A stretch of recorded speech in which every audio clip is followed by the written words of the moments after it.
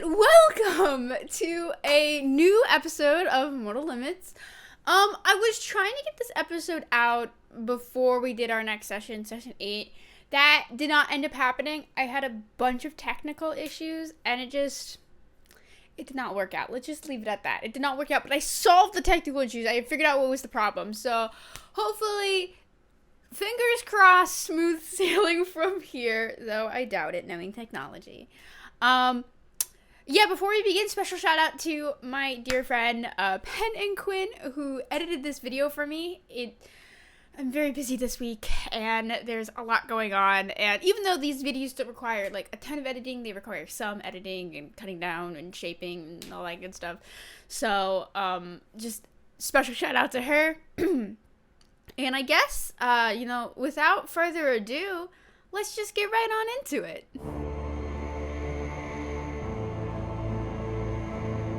Alright, have my trusty laptop in front of me on my lap, so don't be afraid if I look down. So we started off session 7 with a new kingdom turn.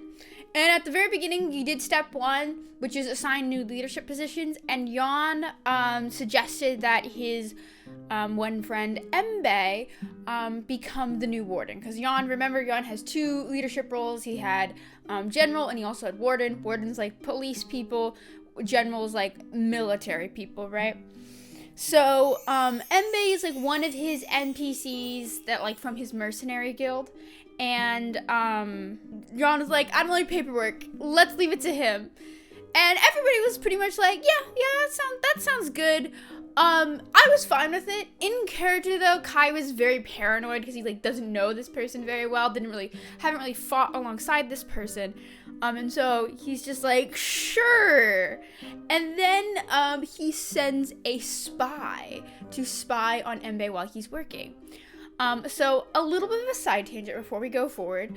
As we head between kingdom terms, Jamie always allows us to send letters to other people from other countries or other important figures and stuff in other governments. So when we first started out, way before Kingdom Turn 1, we were all allowed, and we all brought boons and stuff to the nation.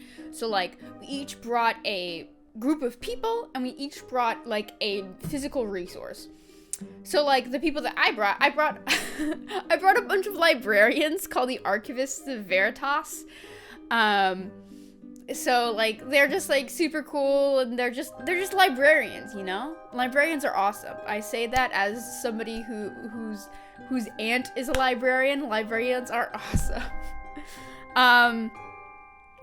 But also in between this, I also decided to reach out to more than 2 people. I reached out to Prince Silverfinger, the Duke's uncle of the Dwarven Nation. The Dwarven Nation's led by a duke, not a king, for lore reasons that are unimportant right now. But essentially, the Duke's uncle, Prince Silverfinger, he's the one that talked to Kai at the banquet, and I reached out, sent a letter to him saying I hope you can be an ally of us.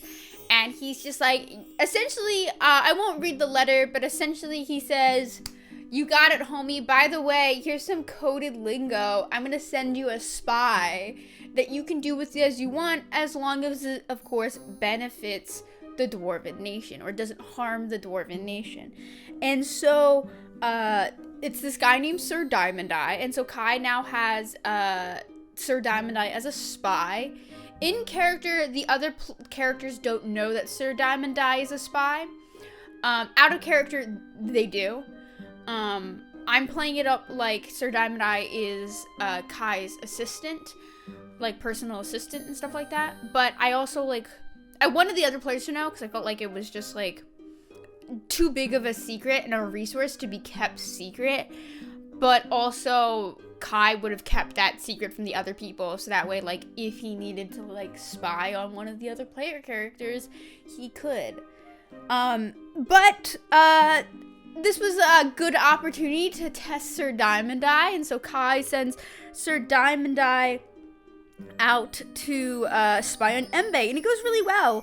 Embe really good guy, takes his job super seriously. They're like a Beastmaster Ranger, so they're like having a bunch of like animals follow them around as they do their job, which was really cool.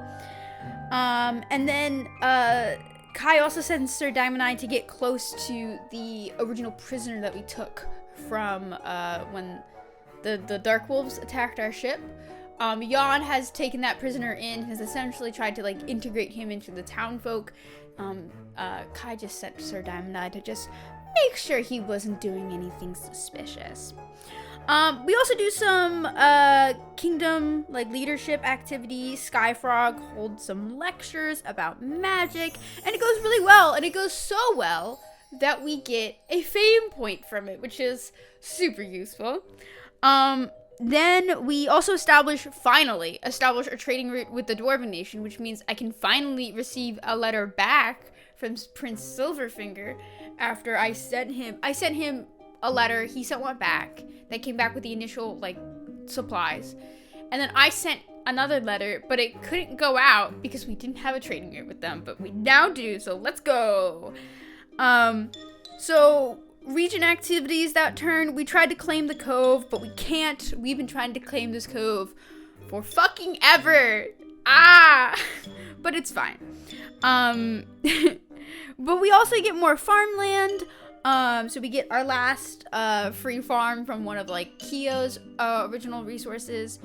And we also establish some roads, which helps us with like moving. I think we can like move troops faster or something like that. I'm actually not sure about the benefit of roads. Mechanically, like logically I know the benefit of roads, but like mechanically in game I don't know the benefit of roads. I'll have to look that up. Then for our civic activity, we decide to establish a granary in our capital, and we don't roll any random events. So now the DC is 6 for random events for next turn. Now the rest of the session is the rest of the turn.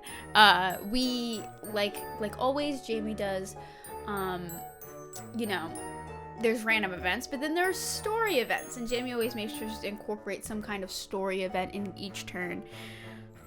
So for this turn, Kai gets a message from Sir Diamond Eye who says that like, hey, there's been some activity, people have been seeing like there's been some suspicious figures sneaking around at night.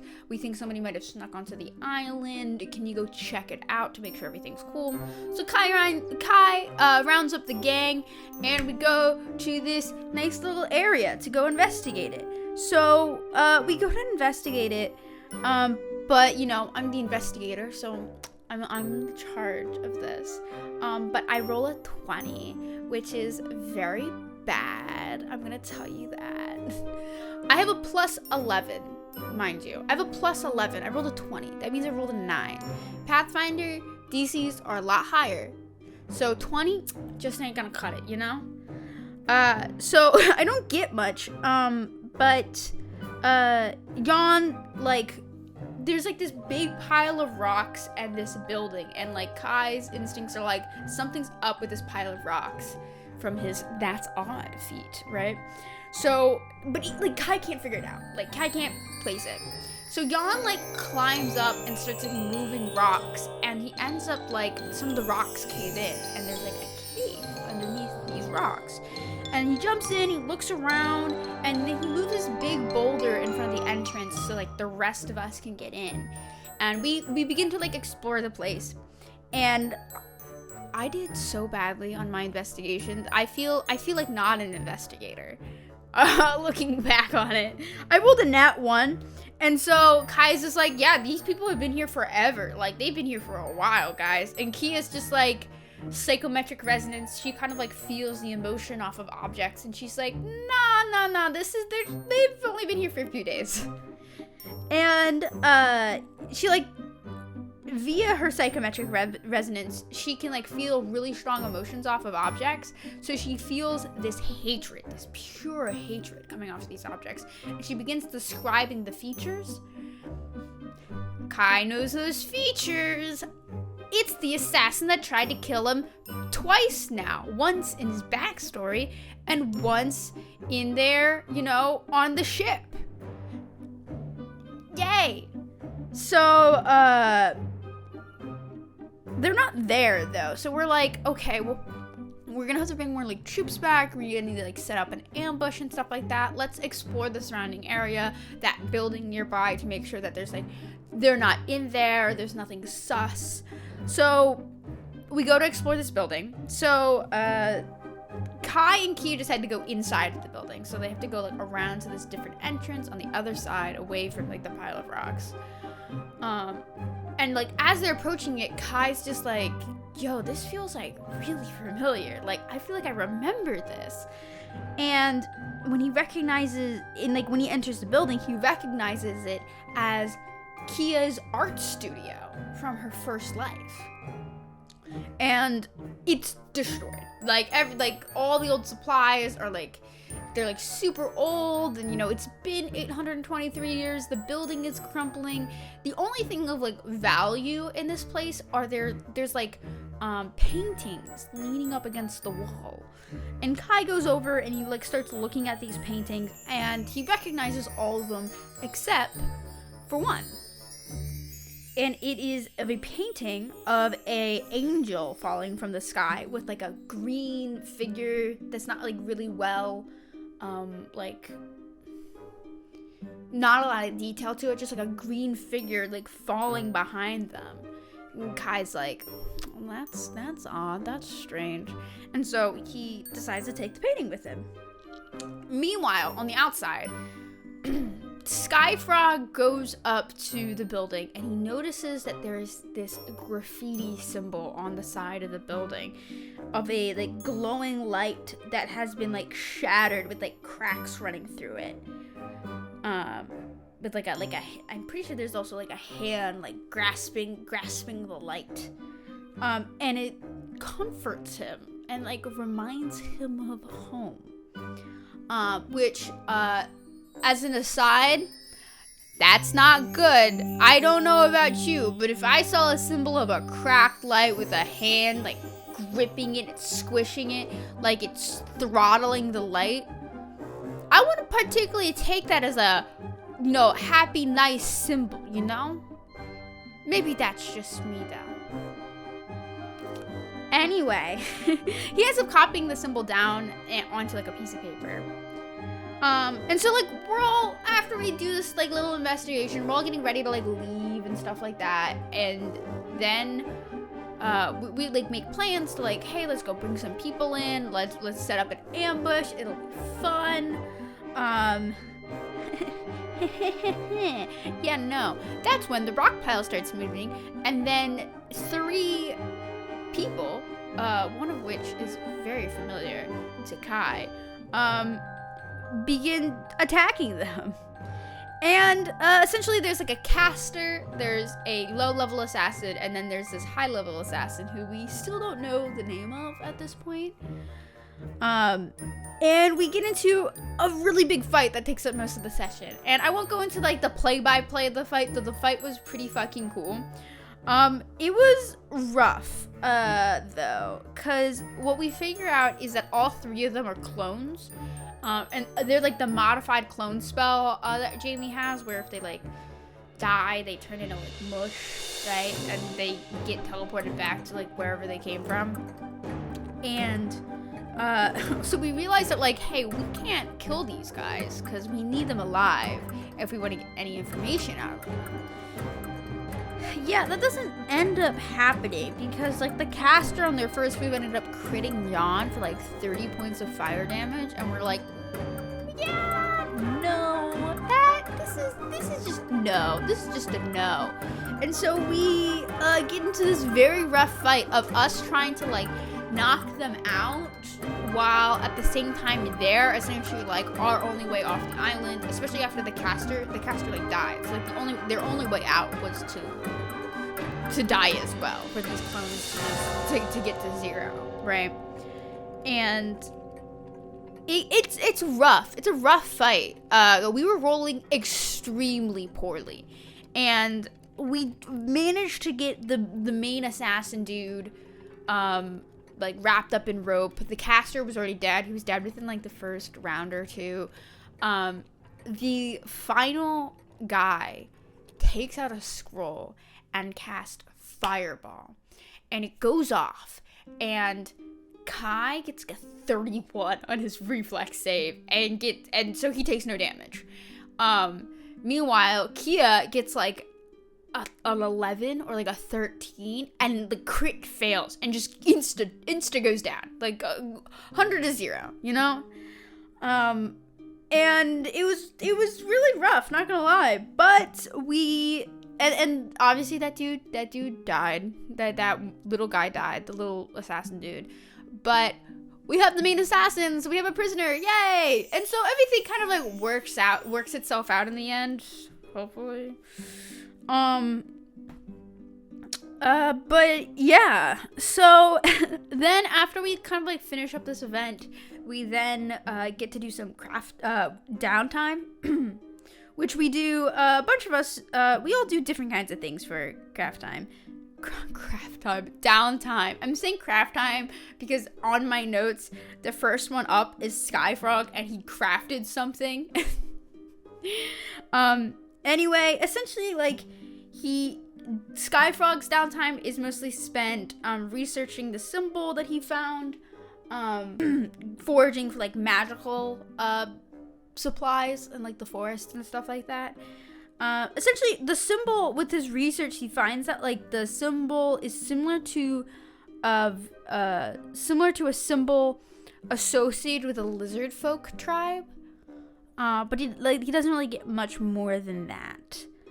And then he also visited Kai's office at some point and saw the painting that Kai found because Kai put it up in his office. So yeah. For Kai's downtime, he sends a letter to the Church of the Gardener, which I will not read out, but essentially it's saying, "Hey guys, I have an angel in my head and it's very concerning. I don't want it there. Do you have somebody who specializes in exorcism that can help us? We're forming a new nation. Maybe we can work some deal out. Please get back to me as soon as possible. Thanks." And that was his letter. Kai also sends Sir Diamond Eye to interrogate the assassin, who we finally learn the name of. It's the name Rusho Vern. And then Kai spends like the rest of his downtime doing some kind of some internal kind of meditation. There's a lot of things happening in Kai's brain that Kai doesn't understand. Like the first week, he tries to speak to the angel in his head. That goes so well. So yeah.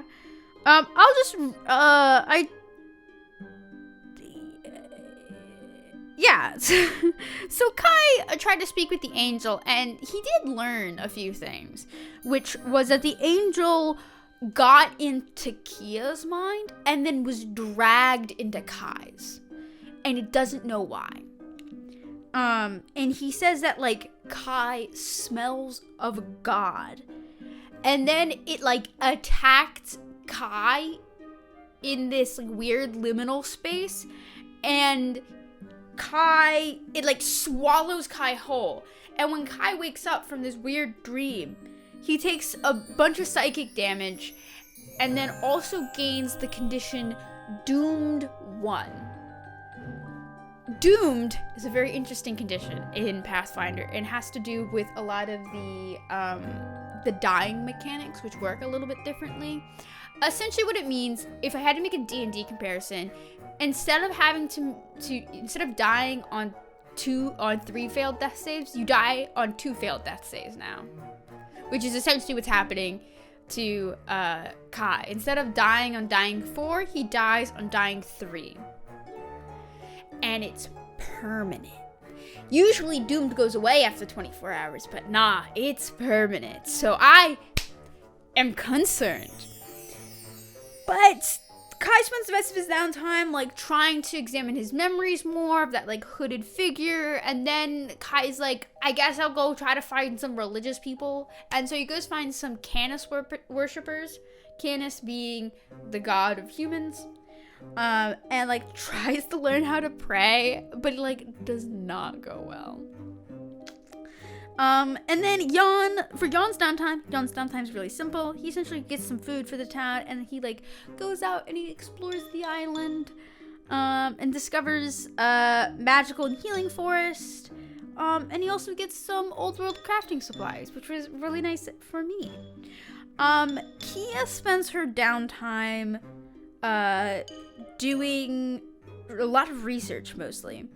Essentially, she tries to find somebody on the island who has information about angels and the gardener, the god of the elves, but isn't really successful.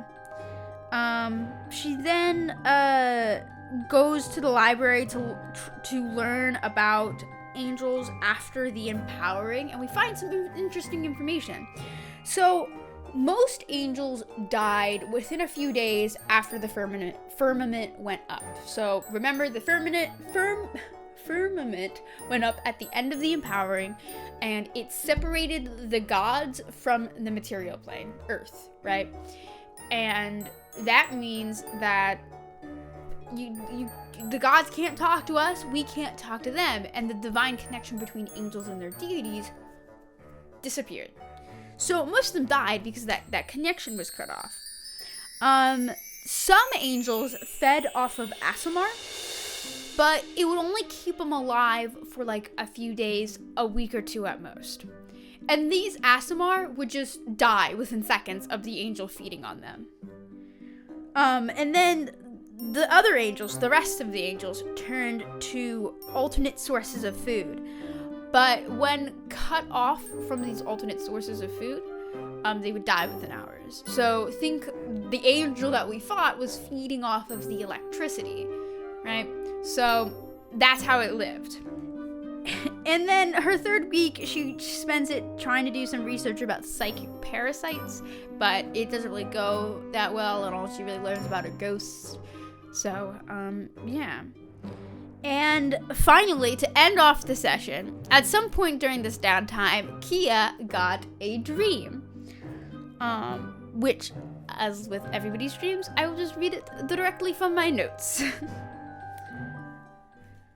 She's in an infinite inky darkness, not ominous, comforting. She's surrounded by different colors and lights, and they go on forever.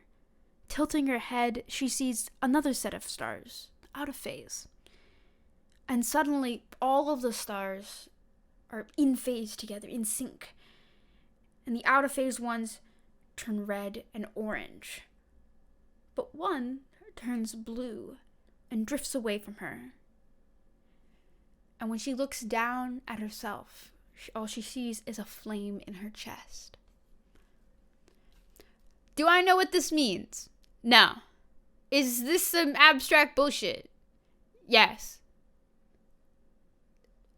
I guess, it makes sense. I will say, it makes sense. I'm confused by what that means. Jamie says it has a perfectly clear meaning that just none of us understand.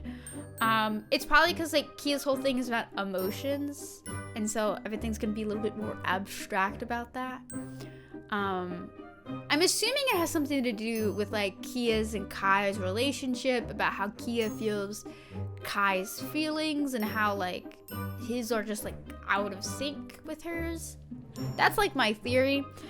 But that's kind of how we wrapped up session 7. So, just exciting session. Get ready for session 8. Yeah. Session 8. Alright. So, essentially, we start a new kingdom turn. Jamie gave us the option of not doing a kingdom turn, and instead just going straight into a dungeon that he made. But we're like, let's do a kingdom turn, mostly because Blake wasn't here this session. Blake was sick. Poor Blake. And so we were kind of, like, hoping he would wake up and, like, join us on Discord. He didn't end up doing that, and I actually don't regret doing it. I actually preferred it doing this way because as you'll find out later, Blake not being there was a problem for the dungeon. So, yeah, so at the beginning, we start a new, kingdom turn. As always, not as always, but Jan once again offers one of his NPCs, his like right-hand woman, Lizelle, to be one of the positions. She offers him for the treasurer position. Kai is incredibly reluctant to give up such a position, though. Kai is what's the word? He doesn't trust her. He doesn't trust a lot of people, to be fair. He's a very paranoid character. But additionally to that, like, Kai doesn't want to give up that power. Having control over the money and stuff like that gives you and allots you power that you might not have before. And so Kai is very reluctant to give it up. For a variety of reasons, but which I will probably expound upon some other time. But yeah. So essentially, Kai and Young kind of compromise and essentially say, hey, Lizelle will be Kai's assistant, for a few months at the minimum, so that way, like, Kai can gain trust in who she is and her abilities, before she, like, transfers over into that leadership position. We begin the new turn. We don't gain any unrest. We don't tax our people. We try to manage our trade agreements to get some more commodities. Does not work. We're bad at trade. We're not trained in trade, which we really need to be, but we'll get there one day. For our leadership activities, we purchase some commodities. We get some luxuries and some stones. That way we can, like, build new things. We complete this thing called prognostication, which is a leadership activity that gives us, like, a +1 circumstance bonus to random kingdom events, which I was pretty sure we were gonna have, which you'll find out we did. Jan also approaches, like, some of the androids on the island. Remember, the island used to be covered in androids. Since we, like, freed them from their corrupted state, they've kind of been keeping to themselves, not part of our community, but Kai kind of gets them to, like, come on into our kingdom. And then Skyfrog makes a masterpiece of the graffiti he found, which was really funny. When Kai, like, kind of goes into his office and, like, sees the symbol, Kai's like, that symbol looks so familiar, but I don't know where it's from. Like, Skyfrog says it reminds him of home. It's comforting to him. Kai's like, that reminds me of my first life, and that is never a good thing. He gets, like, very uncomfortable by seeing the symbol, though Skyfrog swears he got the graffiti from the house, though Kai's like, there was no graffiti on the house. Remember? Skyfrog saw graffiti. So after this conversation, Kai went back to the house, back to the art studio, to look for this graffiti that Skyfrog saw. Didn't see any graffiti there. Pretty strange. We then, onto our region activities. We claim a hex of rare ores and gems. We establish a work site, with a crit success, so that was pretty exciting. And then we also finally are able to claim the cove. So now we can actually have a dock, guys. Let's go. It also means, as Jamie told us, that since we have the cove explored, there are other coves on the island. Essentially, like, those coves count as adjacent to each other for the purposes of, like, exploration and claiming of hexes. So that opens up a wider range of, like, where we can expand into and where we should go next and stuff like that, which is really cool. We built a dump in our city because we realized that we needed a there's a lot of tiles that are just like covered in debris, and so we need a place to like put all of it, and this gives us bonuses like clearing debris, which we need to do. So yeah, so we were successful. It was great. For our random event, obviously we got a random event. We rolled a 7 on a D100. Great, thank you, Skyfrog. And the event was that bandits have begun to prey upon the kingdom. And they're like in the, so remember that map, and there was all the drugs were in like the north-ish side of the island, the top of the island. Yeah, all the bandits are, you know, where the illicit drugs are. So that's fun. And so we try to get them off. And so our warden, Mbe, rolls a defense check, gets a 19. It's a success, but not a crit success, so we don't like get them off. We're successful at them like stopping them from hurting people, but they're like still there. And then we begin our downtime activities. So for our downtime activities, we decide. So it started out with like Yawn, and Yawn's like, I'm gonna get Mbe, and we're gonna and like gather my men, and we're gonna get these bandits out of here. And he tries to like rob them. He like baits the bandits to try to rob them and arrest them, and he gets 19 on his warfare lore check, and so like he captures some of them, gets some money and 6 doses of an unknown drug, to which he gives Skyfrog the drug to Skyfrog, who investigates the drug with his first week of downtime, of course.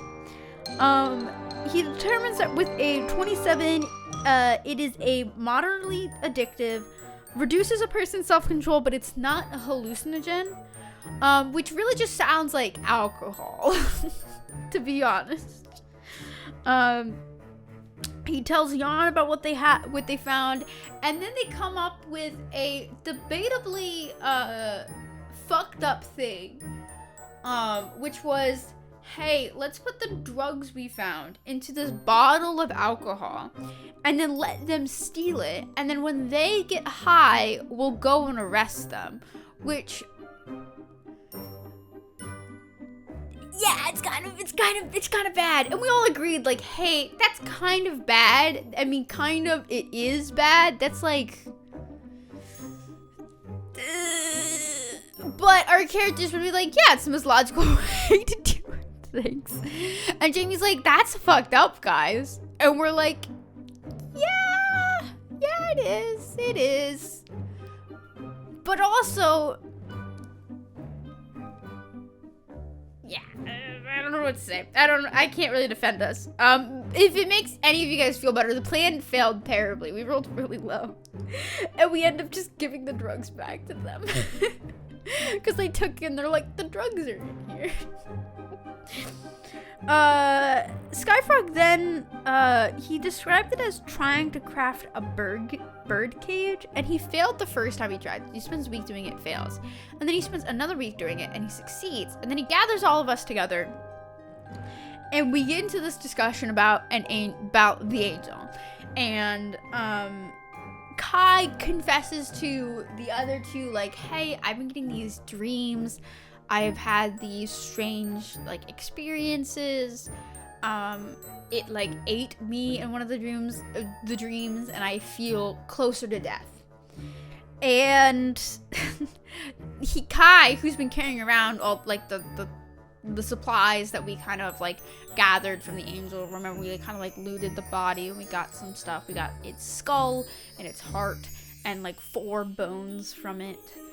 And when Kai pulls the supplies out, he pulls out the heart, and the heart is now beating, and has been beating since that second dream that Kai had. I don't know about you guys, but I am concerned, very concerned, guys. So, like, Kai, so, like, the cage, we find out, is to prevent a creature from, like, resurrecting. Which, I guess at this point, doesn't matter because the angel's not dead. The angel's not dead, guys. And, we all, like, sit around talking, and we're like, what happens if the heart gets hurt? Would the angel just die? Like, if we stab the heart right now, what would happen? And Kai hands, like, the heart over to, like, the other two.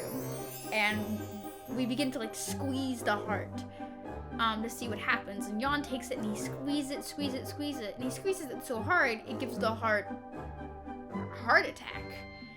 And Kai immediately passes out. Immediately. Enters a dream state. He sees the angel there, dressed in simple robes. There's skin and hair. You can see the symbol of the gardener on his forehead, but there is no meat under the skin. The skin clings to empty bones. And it says, like, it says something along the lines of, I was so mad, but I can recover now. I thought that this was a terrible thing, but you will allow me to live. And Kai goes to pull out his gun, realizes, looks down, he does not have his gun. In fact, he's in a lab coat, and he's in a woman's body. Comes quickly to the realization, this is Kai in their first life. And so Kai's like, I can't fight the guy in this condition, and books it. And I roll really badly. And, the angel catches up to Kai, and Kai kind of just, like, takes a swing at him. I'm sorry, I hit my camera with my wonderful punch. And he gets a punch off before the angel swallows him, and he wakes up. And Kai is now at doomed 2. That means, remember how I said you die at, instead of dying at 3 failed death saves, you die at 2 failed death saves. Now you die at 1 failed death save. Kind of. By kind of, I mean yes. So, you get to, instead of dying at dying 4, he now dies at dying 2. Which is a bad thing. That's a very bad thing to die at dying 2.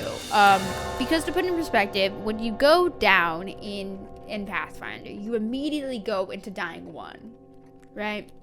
So when you fall unconscious from, like, a normal hit, you go down to dying 1. On your turn, if you are not healed on your turn or otherwise stabilized by your turn, you have to make what's called a recovery check, which I'm pretty sure is just like a flat D20 roll, right? If you fail your recovery check, you then go to dying 2.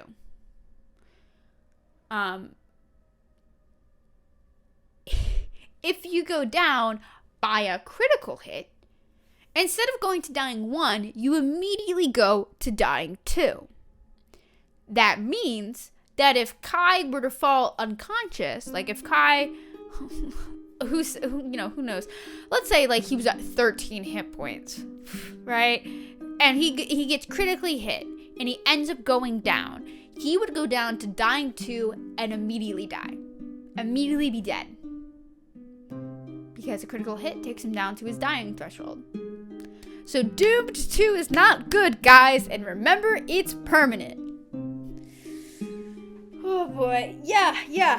You'll see our intelligence play out a little bit later. And so Kai, understandably freaked out by all of this. But he still has downtime activities to do. On top of his downtime activities, another aside, Kai and Kia now do less downtime activities because Jamie kind of has implemented a new rule, which totally makes sense, which is that if you have 2 leadership positions, like Kai and Kia both have 2 leadership positions, in the rules, you only get 3 weeks of downtime per kingdom turn because you spend 1 week doing your leadership role. So if you have 2 roles, you should be doing 2 weeks of leadership roles. So you only have 2 weeks of downtime. Not a big deal, a little bit annoying, but really not that big of a deal. So Kai spends his 2 weeks. The first thing he does is he sends Sir Diamond Eye to interrogate the bandits, which reduces the event DC by 2 for our next turn when we try to resolve it. He spends a week looking for old world scraps, gets, with a 25 succeeds, gets 21 gold pieces worth of scraps, which is good because the next week, he spends that week building a solar cell. Which is part of a long-term project that he's trying to do. He's trying to ease his relationship with Care Collar, that orc guy that hates Kai because Kai's from the Albion Empire, and the Albion Empire killed his country of Orkhold, which, although he doesn't know this, Kai had a direct influences. Yeah, he's trying to smooth over that relationship. So then we decide to head to some ruins. Skyfrog, from his dream, knows that there are some ruins nearby, and he tells us about it. And we try to get some more information out of him, and he's very, what's the word? Reclusive about it. He doesn't want to give it. Skyfrog, very bad liar. 2, Skyfrog is being very shady, very sus, if you will. And so Kai, confronts Skyfrog about it, and he admits that he knew it because of his dream. And Kai's like, dude, you do realize that I'm having dreams about angels eating me, and now I feel closer to death, right? You're fine. But in usual Kai fashion, Kai essentially threatens him and says that, hey, look, you can keep your secrets now. I'm not gonna bother you. None of this doesn't really affect us right now. But if any of these secrets affect us or the kingdom, I will hunt them down and I will find out the truth no matter how long it takes. Because, of course, Kai can't have a heart-to-heart without, threatening somebody. So then we head out toward the ruins, and the rest of the session we spend, we do a little bit of exploration, and then we do pretty much a combat. Which is, when we get to the ruins, we see that, Skyfrog sees that there's some graffiti on the wall. The rest of us can't see it.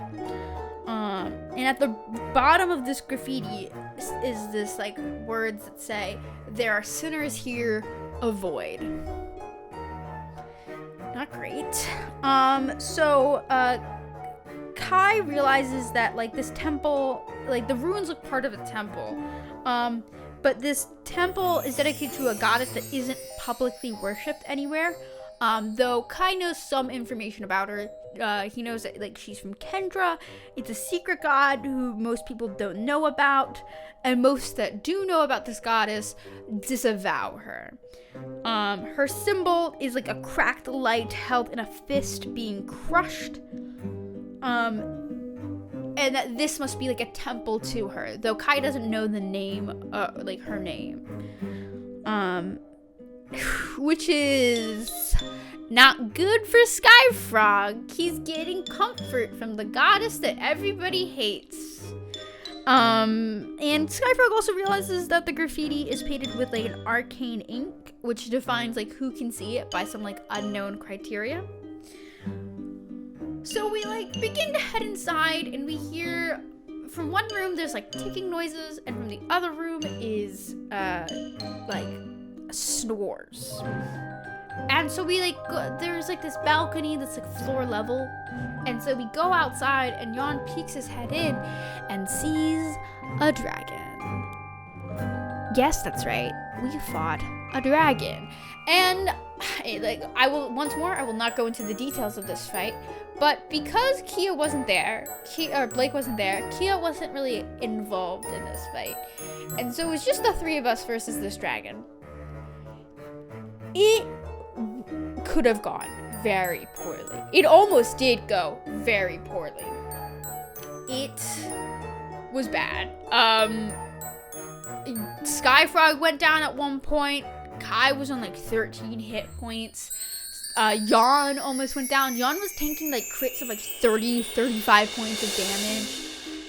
Kai, I spent most of my time just like healing people because like it was all I could do to keep people alive. And I was so lucky that Kai didn't get hit by one of those critical hits. Jamie was rolling criticals out of the wazoo. And like, if one of those critical hits would have hit me, down, dead. I would have been gone. Lost from this world.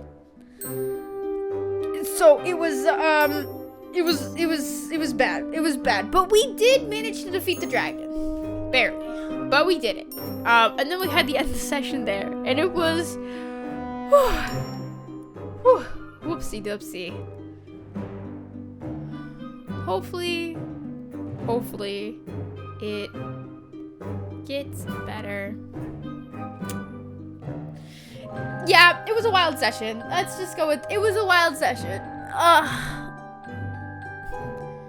Anyway, that's everything so far in the campaign. I hope you enjoyed this last catch-up episode, hopefully. And I'm super excited to share some other little bits and bobs about the campaign so far, about our character builds and like where we want to go with the characters. I have so many ideas that I want to do. So yeah, comment down below whether you, the odds of Kai dying within the next session or two. But until next video, peace.